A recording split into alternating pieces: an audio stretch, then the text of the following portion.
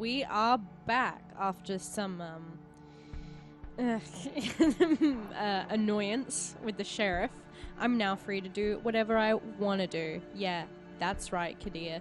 And what I want to do is follow Hope, because she's my girl, and I'm a ride or die, apparently. Let's follow Hope to Double Spiral. Yeah, heck yeah. Hope's poorly scribbled message reaches me in my haven. With an unmarked envelope, I find a barely legible address I'm supposed to reach, and the hour I'm expected to arrive there. This is it then. The night of the final showdown. I check the clock. There's way more than enough time to comfortably reach my destination, but I decide to take a drive earlier, just in case. The ride is uneventful, but becomes more and more tense as it goes on. The gravity of the situation starts getting at me. I'm about to set out on an operation against a key New York City figure, well connected with the both human and vampire elites. What if her security overwhelms me? How will the council react to my raid? I can only trust that Hope has thought it all through.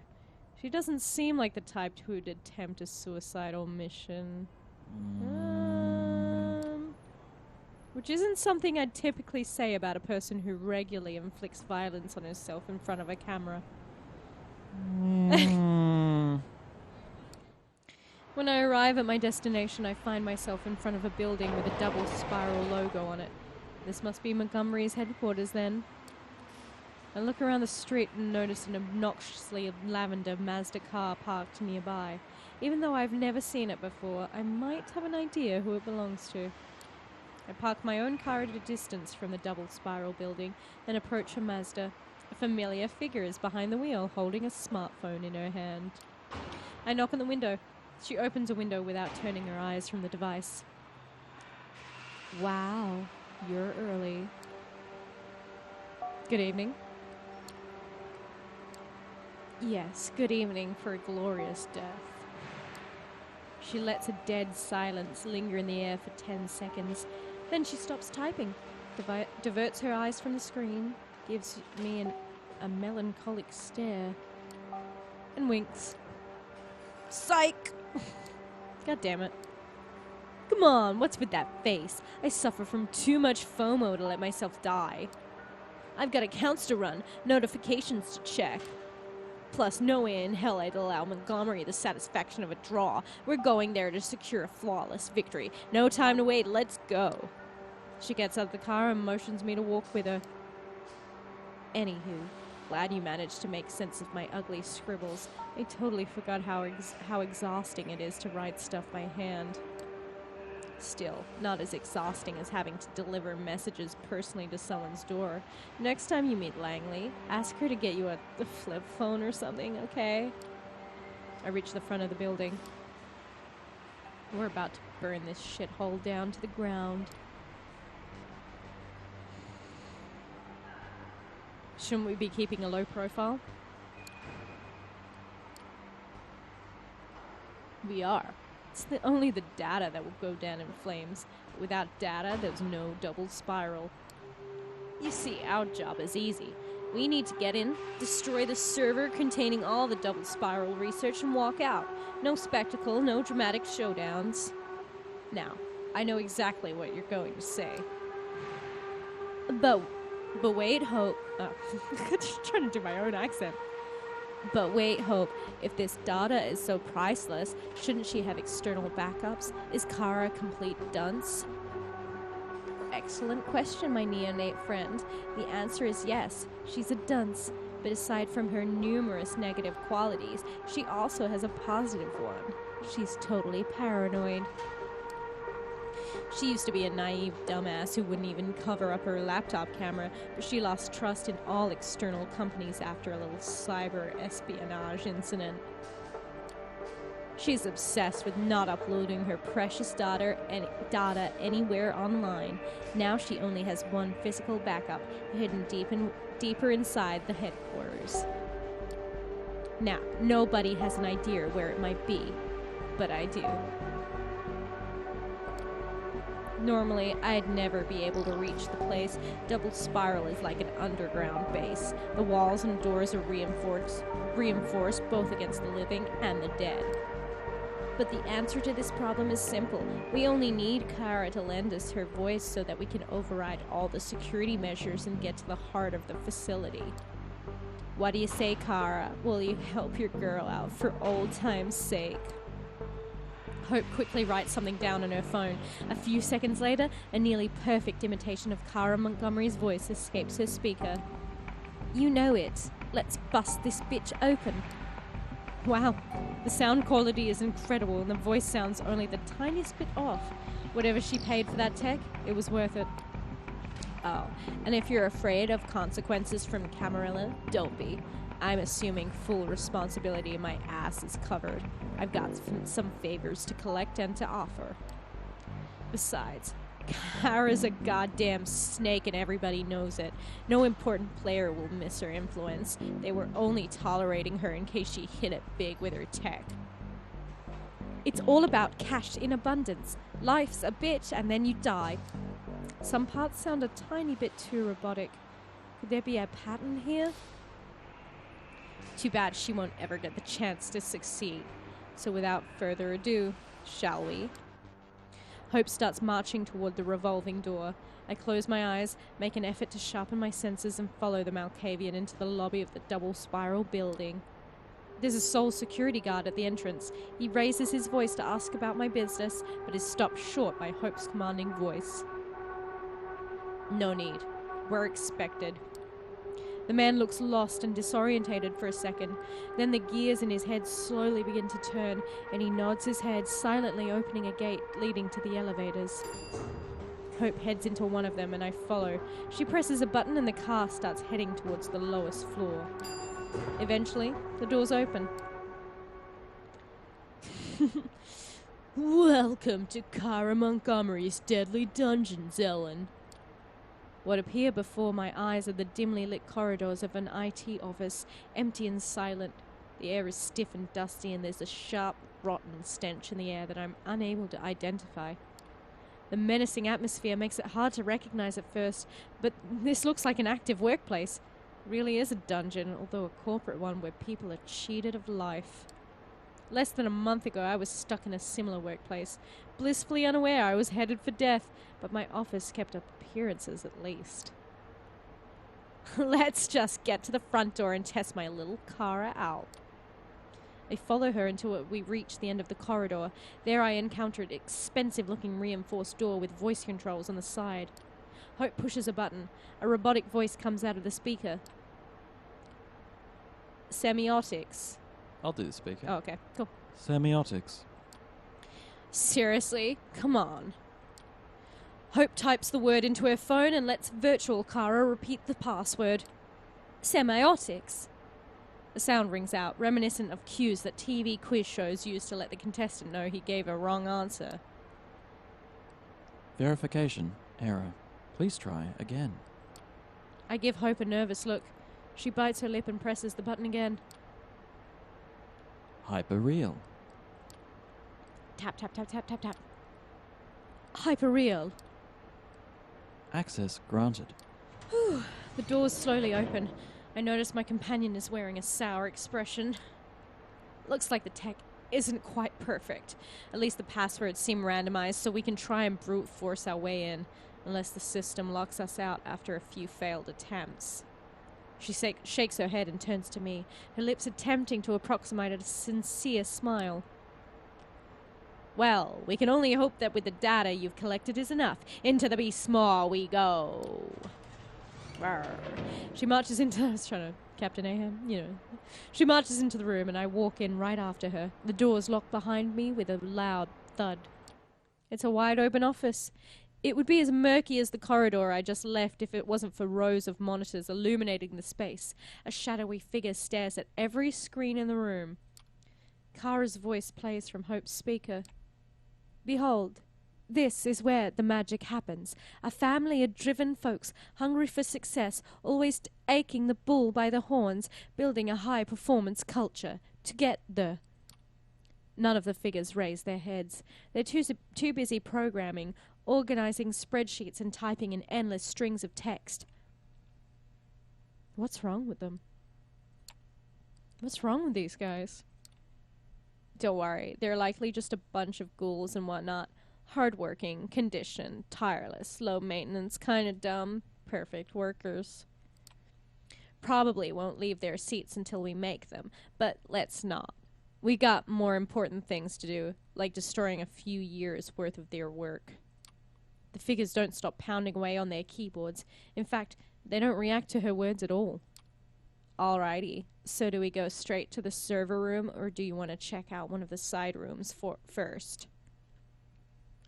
Your call. I'd prefer to wrap things up here as fast as possible, but hey, little Kara is in here thanks to the data you've gathered. You betcha.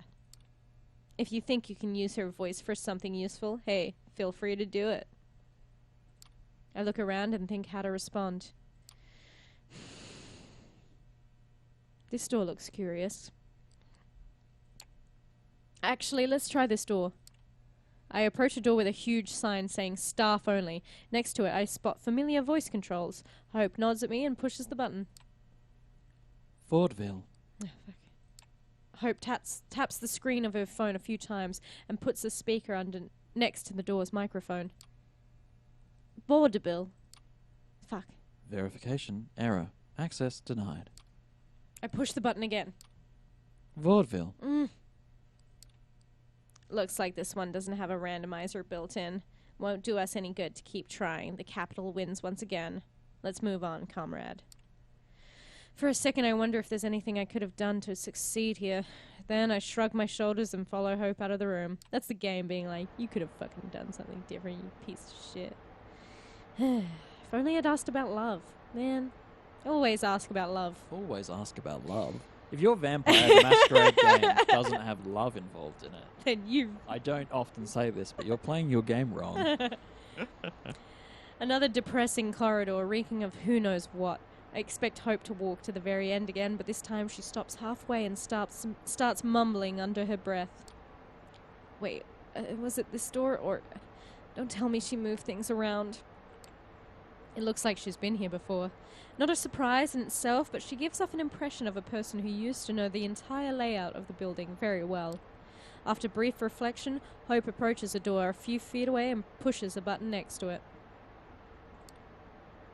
Apocalypse. Well, that's cheery. Apocalypse. Access granted. Whew. I walk inside. At first glance, this office looks very similar to the last one we entered. Rows of screens and rows of listless silhouettes in front of them. However, Hope quickly spots a difference. Target confirmed. Moving to data room. There's a room with endless machines at the back of the open space. Hope walks in, takes out some of the hardware out of a bag she's carrying and begins the process of removing the data.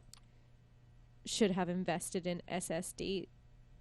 Shouldn't it just be SDs? Solid state drives. Ah. Like I have in this computer. Ah, SSDs, sis.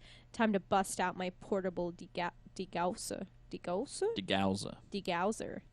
She turns to me. This will take a good minute. I've got a few other tricks up my sleeve. If you find something that interests you, let me know. Should I wait near or take a look around?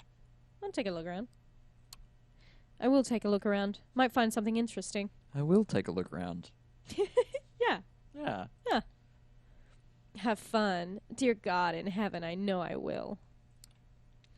I start walking around. For a while I notice nothing but errors that start popping up on the screens here and there. The ghouls try to fight against them but quickly realize it's futile and surrender.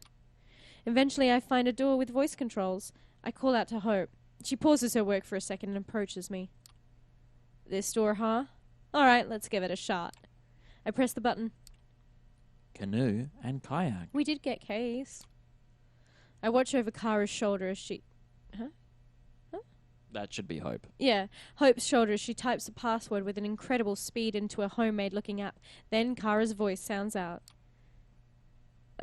Canoe and hire. That's not going to work. Fuck. Verification. Error. Access denied. I press the button again.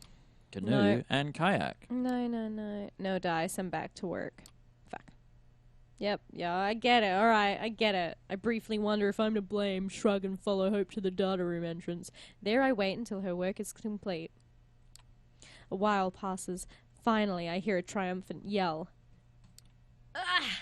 All done, baby! Looks like those boys are finally going to get a break. I realize that the constant silent rhythm of mechanical keyboards has stopped. The workers are all idling, slumped over their desks, completely resigned to the fact their raison d'etre has disappeared. Hope hurriedly collects her hardware and motions me to follow after her. All right, we're almost done. Now we just need to take care of the backups and we can get the hell away from here. I take a last glance at the ghouls and follow her steps. Yet another corridor, hardly discernible from the previous ones. This is a giant underground complex. How much money has Montgomery spent on it? Hope looks around, frowning, mumbling something indecipherable. Eventually she points in front of her. There. This is where she must keep the backups. It's a sturdy metal door unlike any other in the building. Right next to it, however, is a voice-based security system I know pretty well by now. Please, please, please, just no last-second surprises. She hesitates to do it, but eventually she pushes the button. Eternal return. Hope dutifully types down the term on her phone. Eternal return. Access denied. Please try again. Hope hisses under her breath. This time, I push the button. Double spiral. Oh, thank Jesus Christ. Tap, tap, tap. Double spiral. What the hell? I feel like time is frozen. For whatever reason, it takes longer than usual for the speaker to deliver the verdict. Access granted. Oh, same noise the door made. I think it's a trap. What a relief. The metal doors grind loudly as they invite us in. This time, I walk in first and Hope follows. Okay, I guess I really am ride or die. Wait a minute. Oh, I recognize this place. Fuck me. It shouldn't be here, but there's no two ways about it. This is Hope's Haven. Same bed, same decorations, same ambience. It's all a lot more dusty, but the backups are in the back. I'll just get them. She seems a little sheepish as she approaches the double spiral devices and unpacks her own hardware to take care of them. I take in my surroundings. So it's like that, huh? Ah, so it's like that, huh? I understand everything now. Hope sighs. Doesn't take a genius to figure it out now. She looks at me as if she was about to add something, then bites her tongue and gets back to destroying her rival's life. She makes it obvious she doesn't want to re-examine her past. I rest against the bed, quietly watching Hope's technological wizardry and wondering about her past relationship with Kara for who knows how long. Every second I spend here, I become more impatient to get out. Eventually the devices surrounding the double spiral backup start disappearing into the bags they were taken out of. Looks like the process is nearing completion. I decide to approach the door before it does. However, before I can even make a move, the doors begin to make a grinding noise. I freeze watching them open. Behind them stands the very person I was afraid would appear. That's the punk t-shirt I hoped I would avoid seeing tonight. Jesus fucking Christ almighty! Hope raises her head and their eyes meet. Both of their faces momentarily turn to stone. Oh. You could pick out any emotion from their stares and you'd probably be right. An unbearable tension fills the room as nobody wants to make the first move. Eventually, it's Hope who decides to break this stalemate by loudly pressing the enter button on her laptop and immediately dropping it into her bag. I doubt it's anything more than a provocation, the Malkavian letting her opponent know she won. But it works. The noise makes Montgomery snap out of her stupor. You psycho! You fucking demented, vindictive psycho! The air turns thick with murderous intent. Hi. Hope pretends she hasn't noticed. Kara's bloodthirst becomes palpable. You were supposed to be on the other side of the city right now. At the meeting. I am notified about every failed voice authentication attempt. I got back here expecting to find some idiots still trying to make their way through the front. She looks around. But I never expected. Just how? Hope reluctantly types something down on her phone. I'm the CEO of Double Spiral, and I endorse wrecking my shit. Kara grimaces at the sound of her own voice and quickly connects the dots. You fucking gremlin! How did you get your hands on that kind of tech? Even I... Company secret. Hope's provoking her, no two ways about it. Kara knows it, so she's trying to keep cool. I built this paradise for you. For us. For yourself and nobody else. What happened to the Hope I used to know? She can't come to the phone right now. She's dead. I regret the day I let you into my life. Stop lying to yourself, Kara. You only regret the day you let me out of my life. Shouldn't have let your mask slip, honey. A snappish response almost escapes Kara's mouth, but she manages to stop herself before letting the discussion devolve into a childish spat. Just tell me there's a copy of my data you haven't ruined and I'll let you out of here alive. She gives me a hateful look. Both of you. Hope tilts her head and flashes an evil ear-to-ear grin. Not a single bit of data remains. More than a decade of your work down the drain. Welcome to the worst night of your life since the dot-com crash, Miss Montgomery. Kara looks as if a stake was just driven through her heart. She starts to collapse, sliding down against the door like she was sinking deeper and deeper into her own personal hell. Hope just stares at her torment, wearing an indecipherable expression, waiting for her rival to reach the floor. Then, she does. And there, at the lowest point of her life, she finds something unexpected. I never ever wanted to do this. This is not me. Her voice sounds completely different. But if there's only one way out of this mess, I'm going to take it. I'm going to get my data back. Hope looks confused for a second. Then an understanding dawns on her. Come on, Kara. You wouldn't dare. You started this game, now accept your loss. This game isn't over until all players are out of moves, honey. Baring your fangs now? There's two of us against one, even if you commit the sin of diablerie. Diablerie. Ooh. The consumption of another kindred's blood to the point of the victim's final death. Vampires may not only lower their generation permanently through this abhorrent practice, but also incorporate the target's very nature and spirit into themselves. Ooh, I didn't know that was a thing about diablerie. Which part? The absorption of, like, the host. It depends. Okay.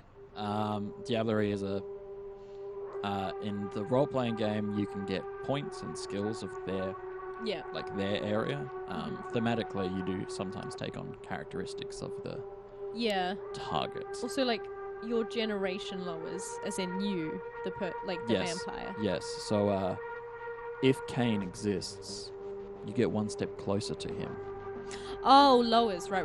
Yeah. Got it. Yeah, cool. So if you diablerized Cain, you would be the... I would be God. You would be the king of all, or queen of all kindred. Gotcha. In more realistic, obtainable terms, you go from a 13th generation kindred, so close to being a thin blood, to a 12th generation kindred, potentially. Cool. Yeah. Alright. The last time something like this happened to me, I was ready to die. I think I'll take my chances. It's not like I haven't dreamed about feeling my fangs inside you for a long, long time. So, you want to give me this one victory? Prove once and for all that I was right. It was never about me, but all the stupid garbage in my head. Victory, please. Victories are material. They aren't like your little online arguments. She's serious about this, Ellen. She wants to devour me as a whole, sacrifice her humanity in exchange for access to my soul and everything I know. Stay away, Ellen. You want money? Data? Domain privileges? A position at Double Spiral? Anything you want. You can get if you just look the other way. Don't listen to this shit. The moment the prince finds out, it's final death for... And Kara runs, her moves resembling a beast more than human, immediately closing the distance to Hope. Then she jumps at the Malkavian like a wild animal hunting her prey. Hope instinctively attempts to defend herself, but is immediately overwhelmed. Laying on the ground, she looks like a deer in the headlights. Kara, on the other hand, looks like a bear ready to maul its victim. If I want to react, I need to do it now. Oh, God. Brace myself for damage and step in. This is what you're doing? Yep. I said I was ride or die, Chris. What about that? Do you not understand? The ride or the die? The ride part. The die part I'm familiar with. Well, let's ride then, baby. Alright, let's ride. I push myself to the limit and let my powers take over. I know she's dangerous, but so am I. I know I can endure her hits, but can she endure mine? As it turns out, yes. My attempt to drag Kara away from Hope quickly turns into exchange of wild, messy blows. The thing is, when she realizes I've tapped into my superhuman power, she responds by doing exactly the same thing. And since she's in beast mode, she's hitting faster and harder than me. This is a battle of attrition I probably can't win. I back away, deciding to pick a different approach. My instincts? Probably the beast. Oh. Well, I can't win that way. I gotta look around. There might be something I'm missing. Well, it's a battle of attrition that you can't win only because she's basically near in a frenzy. If you went into a frenzy, maybe you could win. I'm just saying that because that was the first option and that might be the...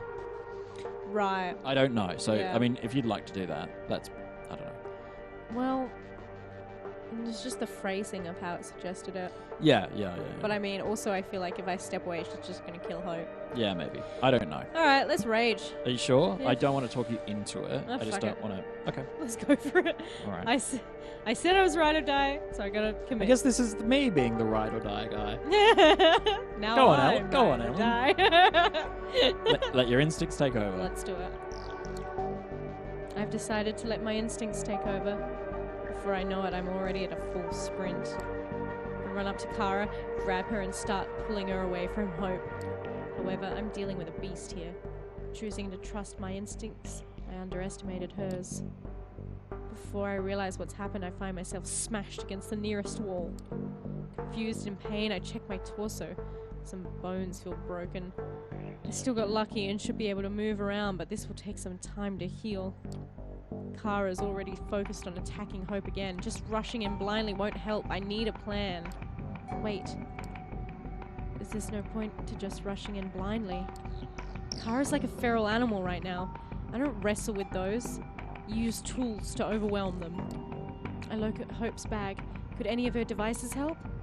No way in hell. Think harder. I look at the bed, the pillows, the canopy, hooks hanging down from the ceiling. Bingo. I grab one of the hooks and yank the chain. It's long enough for my idea to work. I run up to Kara, who's about to maul Hope like a wild animal. Then I stab her with all my strength. The hook gets deep underneath her skin. Kara yells, but there's more surprise than pain in her voice. I quickly wrap the chain around her a few times. Then I step back and start pulling it with all my strength.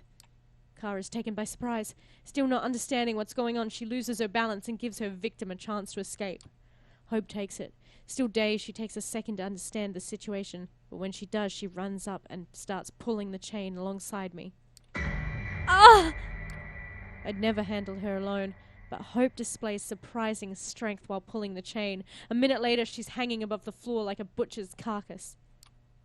The end of the hook is stuck in her chest, and it's sinking deeper as she struggles. However, she's flailing so wildly she might free herself before it puts her out of commission. Ah! I use one hand to desperately search for something that can help under the bed. Belts, handcuffs, a whip, a giant cattle prod. I have no time to act bemusedly. I put it to her head and turn it on. device must be modified. The power current is so powerful, it causes scarring almost immediately. She's getting weaker and weaker. It takes Kara a while to accept defeat, but eventually she does. Her body seemingly lifeless, her head hanging down. She looks like a grotesque portrait of defeat. The hook must have reached her heart. It takes Hope a long time to collect herself. Eventually, she manages to speak up. Guess we've gotten up to this point, huh? Just like Kara before, Hope starts to talk in a completely different way than she usually does. You have a bad feeling about this. You want to add my data to yours? You know, I can grant your wish, except not in the way you've imagined it. Hope starts mumbling and circling around Kara. For the first time since you've met her, she acts like she doesn't have her phone in her hand. This violent aura. The Malkavian looks deeply into my eyes, and she knows I know what she's tempted to do. I silently beg for her to not do it. It doesn't feel right. She makes her decision. She smiles beatifically, and it feels purposely fake. Be my witness. I haven't harmed her. You left her here with me, and you have no idea what happened next. Her voice is still changed from what I used to. She's not having fun. She's driven by malice. I've disabled security, so you're free to leave now. Call me whenever you need me. I'm part of your coterie now, so I'll repay my debts or whatever. I give her a suspicious glare. It doesn't faze her, though. I've still got some unfinished business here. She turns to Kara's listless body. The puppet is dangling sadly by a single thread. It would be smart of you to leave. Her tone makes it clear she's not willing to discuss anything. Our relationship is strictly professional. I sigh, shrug my shoulders and head out the way I came from. The lights of New York welcome me above ground. See you soon, Hope. Hope you don't get into trouble. I try to celebrate the new addition to my coterie, but Kara's face appears before my eyes over and over again, making my victory bittersweet. The hunger calls to me. The city's skyscrapers, the seemingly never-ending sprawl of the boroughs, it's all a prison. I need to get out. I need to take back control of my life this instant. The memory of my sire's frosty blue eyes mocks me, tempts me to show my dominance, to prove I have the guts to take what I want. Feeding. That's just the thing. Coaxing. No. Ordering a mortal to bend to my will, drinking deep from their lifeblood. Faces pass me by. While some look more ravishing than others, any would do right now. I compose myself, my rational mind fearing a blatant breach of the Masquerade's temporary hold over the beast and its compulsions. Calming myself is a small victory in and of itself. This semblance of command will have to do for now, but it won't last. I need to quench this hunger before it overtakes me and makes me lose control. Oh, God. Well, we got a coterie member. That's one down. Oh, man. Why do these Malkavian stories always end with me following this hot, crazy bitch and ending with me committing murder for her? What does that say about me, huh? Yeah, don't at me in the comments. I think I'm serious. Don't at me. It says more about you than it does about the games you play.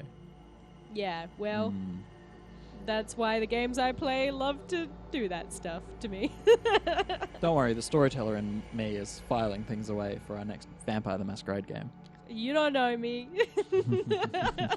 Oh, but I do now. I might act so erratically.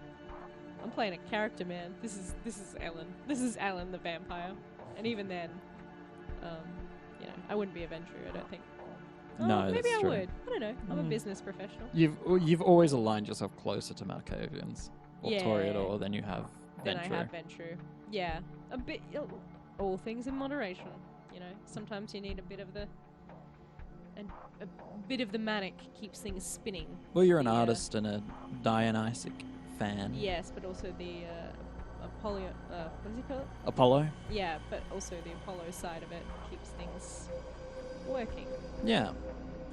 long term. Mm. You need both, is what I'm saying. Speaking of need both, need to get out of here. I think we're resting. Yep. No, that's it Yeah. for today. Yeah. Yeah, that's it for the episode. So, I feel like you all need to like debrief after that one. So, yep. Well, ride or die, you know. Ride or die. Ride and or die. See you, everyone. Bye.